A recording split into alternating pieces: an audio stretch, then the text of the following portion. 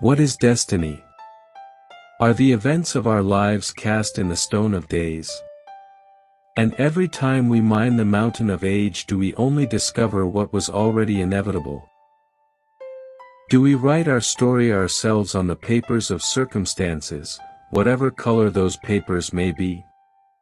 Or do we simply follow a script written by the heavens above?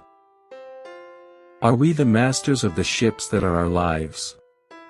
Or are we simply logs of wood, tossed around by the water in a river whose source and mouth we neither know? Or is destiny but a word, fabricated to shift the blame of our failed choices onto an uncontrollable power?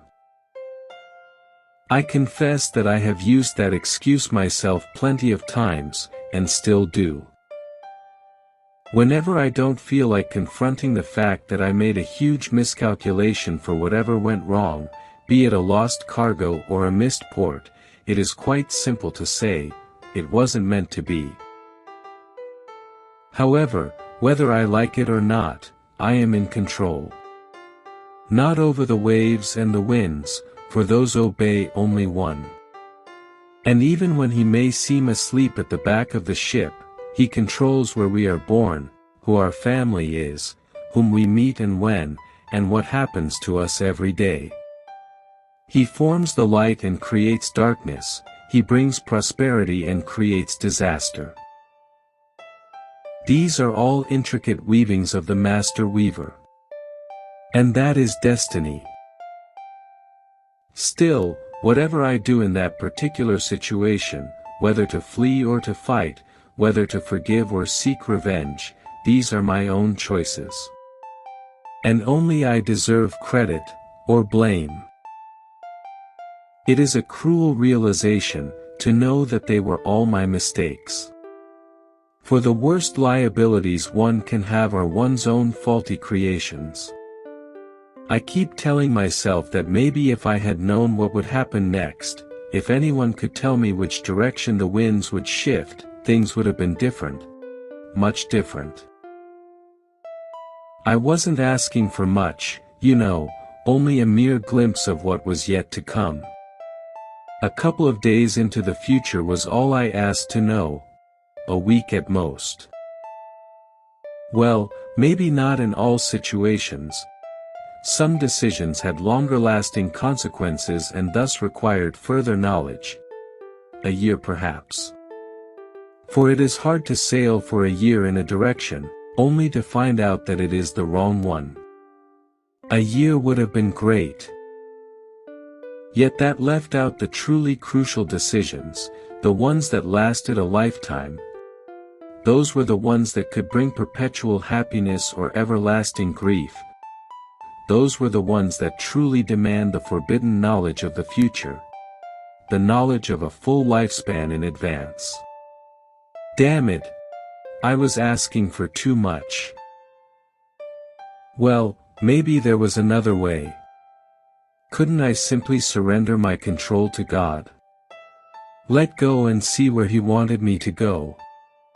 Is it not our duty to obey the Lord after all? A good idea, yet it didn't work. Believe me, I have tried. I decided to let go of the ship's wheel. I will not object, I told myself. No matter where He leads me, I will go, I promised. What a fool I was, for as soon as the ship started turning, I jumped back to take the wheel. After all, how could I be assured that God had agreed to take control? I thought of myself more highly than I should have, for this was a calling meant for another, in accordance with the faith God had distributed to each of us. I asked for guidance instead. Over and over again I asked for guidance. A hint, a sign, anything. I would take anything. I looked into the great book, desperately seeking to hear His voice, and yet I heard nothing. Like Saul after his fall, I heard no answer to my pleas, neither by dreams nor by lots nor by the men of God. Could it be that I was forsaken by the Lord? To whom should I turn then? Yet even in my desperation, I never resorted to a medium of spirits. As many have tried to peek into the future, fearing the fog of the unknown, only to end up losing their eyesight. Some looked at the stars, thinking they had our stories written up there. Others looked at cards on a table, or into the crystal ball. At best, they were scammed, but if it were not a scam, well, that was much, much worse. For it meant that it was a devilish trap. And no matter how clever the devil may be at predicting what comes ahead, he never tells the truth. He may, perhaps, offer a down payment of accurate predictions, but the price will be eternal, for he is a liar, seeking only to mislead, all the way to the fiery pit. Lost at sea, with no land in sight, I finally realized what I should do. I am obligated to chart my own way one step at a time. Because there are those who were lucky enough to hear the voice of God, and who knew for sure what His plans were for them. And there are those who were given the burden to choose their own way stage by stage, armed only with the compass of good will and the commands of the Lord. Granted, we may choose wrong, but as long as we welcome Him to our ships with open hearts, He will be there for us.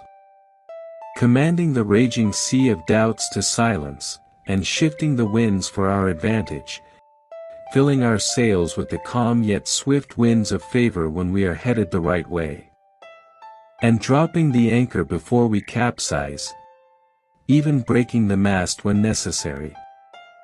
For we are His temples, and His Spirit dwells in us. That is our faith in Him. I now understand. Freedom is holy, for it is a gift from the Most Holy.